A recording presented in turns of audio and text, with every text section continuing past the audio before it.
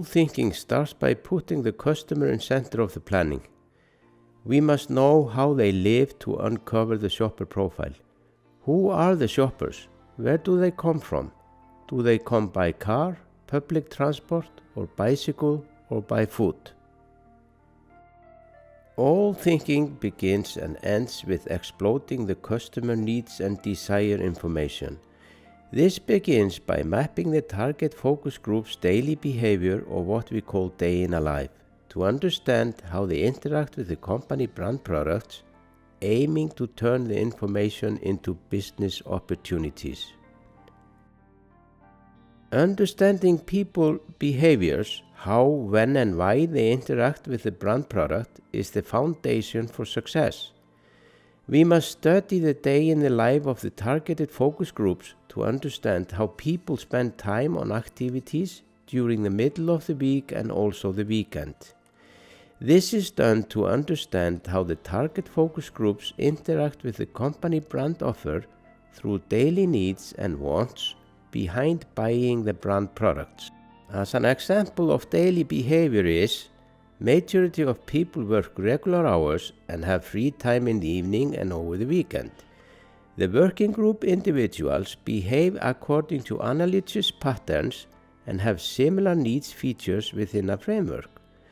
To unlock new business opportunities, marketers need to study groups and individual behaviors. People's free time is structured around many factors, including traveling, dining, sport activities, entertainment and hobbies, among thousands of other influence factors shaping people's lives on small and large scale for increased or decreased brand product needs. One may never forget the fact that people are the users and consumers that make a decision to buy a brand product, or in another case, pass them by.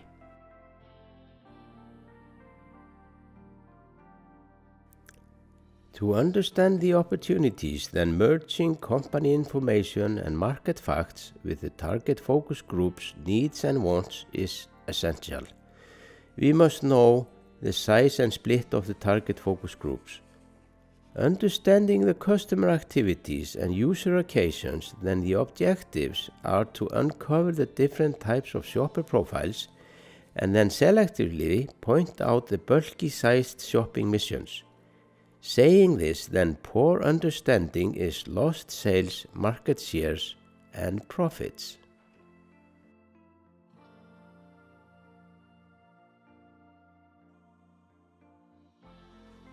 The shopping mission is basically the reason why people buy.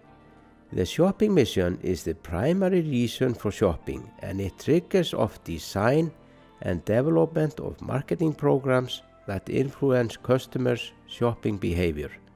The ultimate objective is to drive continual traffic, revenues and profits, and increase shopping satisfaction, providing the customers with rational and emotional reasons to buy more products at the point of purchase. The shopping mission requires understanding the customer's needs and their core reason for shopping.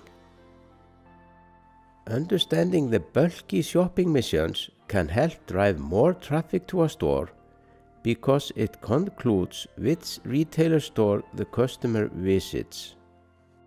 Sometimes the shopping mission is general and sometimes it is very specific.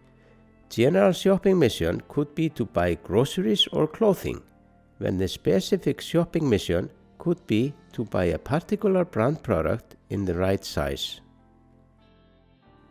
The outlet design and category structure ought to create and fulfill the most important shopping missions the most effectively for the customer to be satisfied and willing to visit the store over and over again.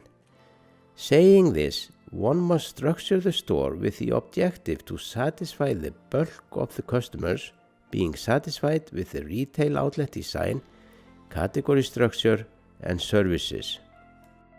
Doing it right requires paying attention to detail by breaking the shopping mission into components of categories that fulfill and satisfy the customer needs effectively and better than those of the competitors. General shopping requires that the shopper is constantly browsing the store shelves, looking for ideas. They need to be reminded of what could be missing or wanted to fulfill their needs. Therefore, the general shopping vision uncovers new opportunities to sell more goods to each customer through better understanding and development of the most effective category portfolio structure and floor and store design. The ultimate objective is to make certain that each shopping mission that the customer has can be effectively completed upon visiting the outlet, organized in a way that makes the customer satisfied and making him willing to visit the store over and over again.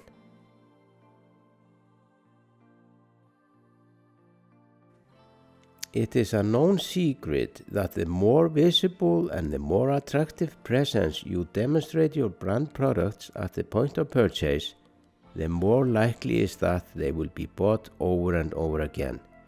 It does not matter if it's a retail outlet, restaurant, hardware store, furniture store, a fashion store, or any other type of store.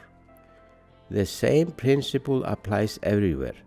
The better shopping experience that is provided, the more likely is that satisfied customers will come back over and over again. The general rule is that you can only reach the states of excellence by putting yourself into the customer and shopper's shoes, analyzing their minds and needs when walking through the store. In other words, walk the store through the mind and eyes of the customers and shoppers at the point of purchase. Outlets that have implemented well thought out look of success standards have shown excellent revenue growth, or as much as between 7 and 40% for a particular store. The success is rooted in understanding the outlet concept and how it is possible to perfectly fulfill the customer shopping mission when visiting the outlet. When designing and developing a store, it is important to analyze the architectural character and the space constraint you have for the store. Buildings are static, but space, layout, and services are not. Saying this, then it is ordinary that the space you have has limitations, and in that case it is not always possible to make the perfect layout design. It is common that one must plan the layout around concrete columns, internal staircases, entrances and exits, for example, that reflect the architectural character of the building. When designing the inside-outside planogram, firstly, we must take notice of where the entrance is located, knowing that 100% of the customers go through the entrance. One must bear in mind that the entrance and exits are not always unchangeable. Often it is possible to change the entrance and exit location to fit the traffic flow better. It might also be possible to make the exit and entrance doors bigger, more visible, and more attractive. Secondly, the category structure is generally designed to drive the intended maximum traffic flow throughout the whole store. Keep in mind that the right category structure can determine the traffic flow throughout the store. The structure and the traffic flow must reflect the store's strategic intent in terms of driving customer satisfaction, traffic and revenues, and profit for the store.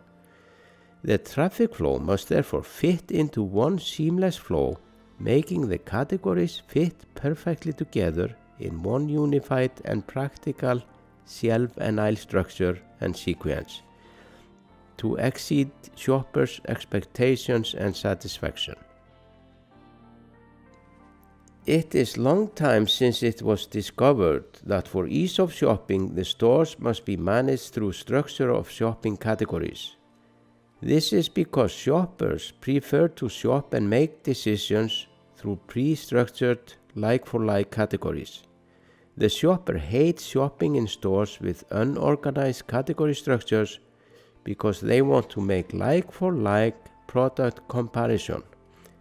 The category structure must be developed in the most practical sequence seen from the customer traffic flow throughout the whole store. One of the primary foundations to retail growth in the past was category growth. For example, the supermarkets have gone from selling groceries to basically selling everything. Principally, the primary foundations for growth nowadays is attracting new customers and constantly build marketing programs to sustain current shoppers. The ultimate objective is to drive continual traffic to the store by driving shopper satisfaction when shopping, and furthermore, increase revenues and profit for the store. Sales management will learn to understand that the category management process works extremely effectively to sell more products to satisfied customers. This requires leveraging customer and shopper information, capitalizing on category management understanding, and the retailer and supplier organizational system strengths. One must sequence the categories in each shelf and aisle into the most practical structure and flow throughout the whole store. Communications, signals, and messages can be extremely relevant to activate impulse purchases and to help the shoppers to find what they seek for. One must design and develop standards for marking of aisles and for effective promotion communication and price marking, and so on. This means that the whole structure of the store should be defined and standardized in full detail. One must recognize the flow to the cash registers for ease of shopping. The checkout is generally located where the store staff can have overview over the entrance. And finally, 100% of the customers enter through the entrance.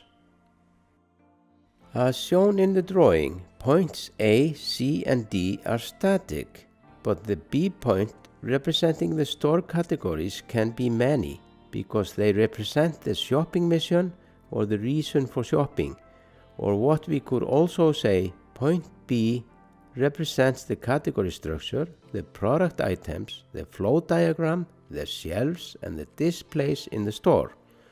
All the points must harmonize into one flawless customer traffic flow.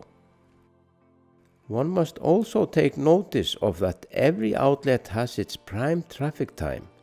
The outside surroundings changes during the time of day and over the weekends, and one must recognize that the customer needs can also change during the time of day.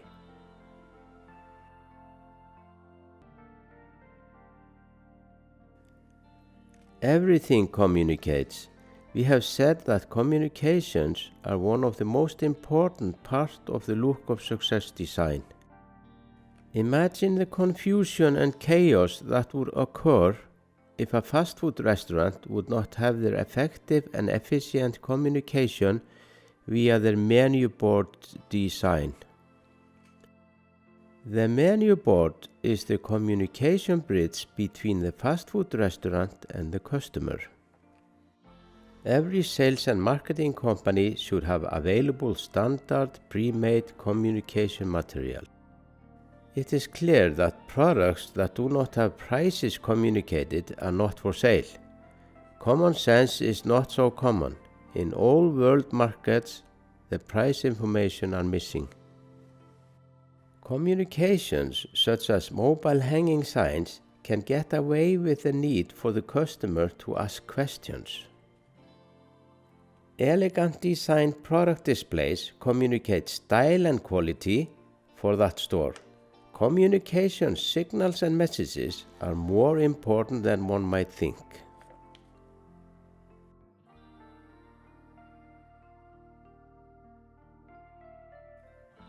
If we study the market, starting with examples of the outside planogram design, as can be seen, the stores have invested largely in the outside design to attract the desired attention for the customer to enter the store as being unique, special, and different. What the market leader companies have in common is that they have customer information in center of everything they do. The customer is king. They exceed customer expectations at the point of purchase as a result of effective marketing integration disciplines and through execution of effective sales, services, and marketing programs. And they put investment, resources, and structure behind innovations that constantly add more values to their customer experiences. The globally operated chains have become successful through better satisfying the customer, corresponding in increased shopping traffic, sales revenues, and profits. The international companies have grown rapidly through globalization, and they will continue to grow stronger on a global scale, thanks to their proactive customer focus that will continue to create and fulfill the ever-changing needs of the customer. The global companies shape the day in the lives of real people, shape the local price levels, and shape the communities they operate in. The international companies have gained huge competitive advantages by systematically listening to the customers and leverage that learning to build better shopping experiences.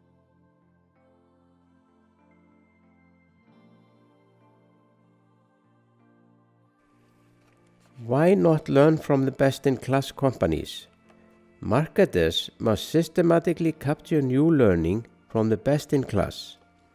In that case, it is recommended that marketers continually visit the market to study the businesses and outlets. Marketers can only discover what the competitors know about the business out in the marketplace. How are the products by various companies presented in the marketplace and why? Who are performing well and who are not? Why is the outlet layout structured this way? What is the traffic flow? What are the hotspots in the outlet? How do the competitors trigger incremental sales? Are promotions integrated and professionally executed? What can be improved and why? Why are they successful? What is unique, different, and special about competitor sales and services offer?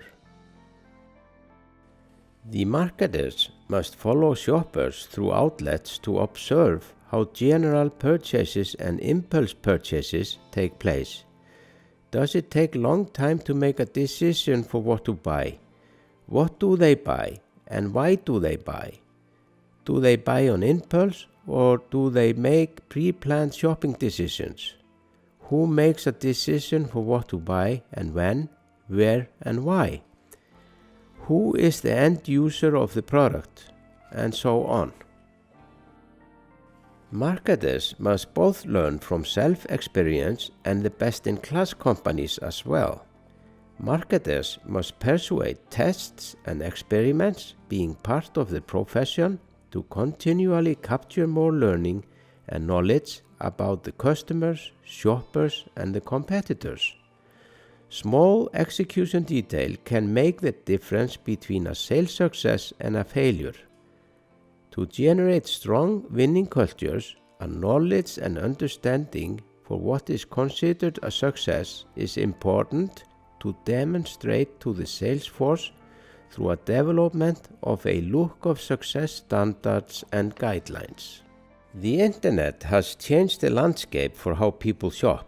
Web sales has become a strong part of the buying process. This means that the stores must react fast in terms of making general shopping more interesting.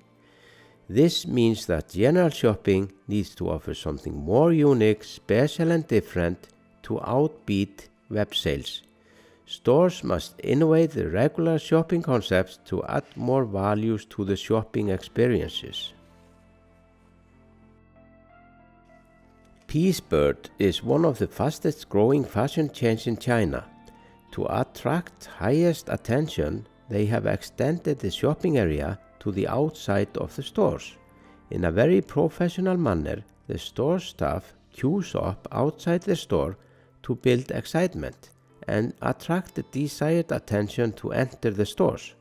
It is amazing that all the people you see outside the store on this photo are part of the store staff, and they are supported with a smart acting role to drive traffic into the store.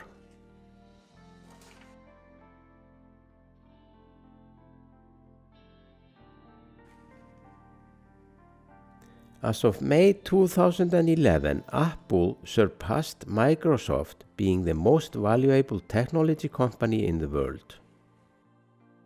Apple realized that it was not possible to retain their brand ownership, brand identity, communication, and use of trademarks by selling their products through third-party retail stores. Third-party box selling means it is not possible to manage prices, expose, try, feel, and test the brand products at the point of purchase. Saying this, then third-party stores destroy brand values over the long term. It was not easy, but in 2001, Apple opened a series of retail stores, taking complete control at the point of purchase. The competitive strength of Apple is their business model is totally integrated with customer information at the center of everything they do, by means of capturing, creating, and fulfilling values better than their competitors. Apple is fundamentally taking full ownership and control of the hardware and software marriage. Customer information is the driver in all their changes, and they make unified designs and developments of their devices by anticipating what the customer actually desires.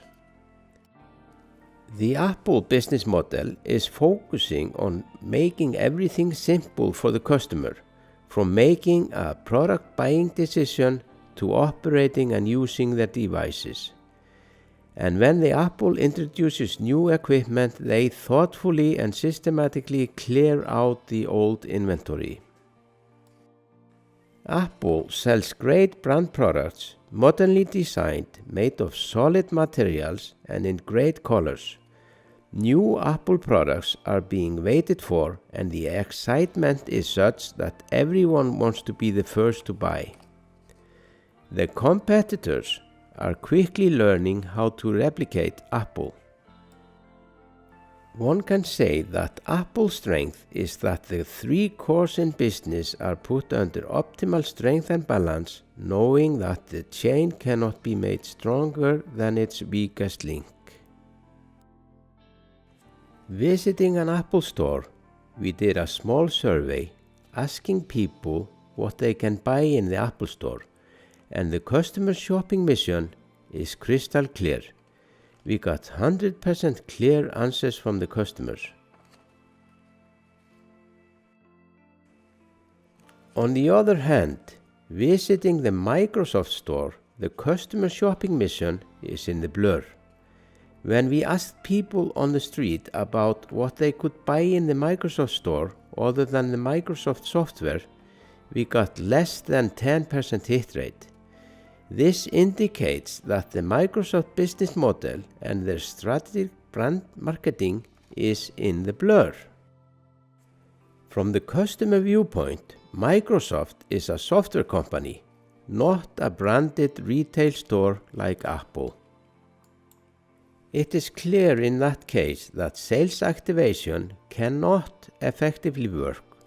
Microsoft must work on their brand product architecture and harmonize it under one unified umbrella if they are to be successful. It is a remarkable strength that 9 out of every 10 computers operates the Microsoft software. However, Microsoft's unique strength can also be their largest weakness. It will be difficult for them to rethink their business into new dimensions as Apple did in early 2007. The Microsoft Store is elegant in design and structure, and even in some areas better than the Apple Store design. The key issue is that what Microsoft wants the customer to think Microsoft stands for is not the reality. There is a gap, and that is a serious problem. In that case, it will be difficult for sales activation to work to its best because of their weak and blurry gap vision for what Microsoft wants to stand for.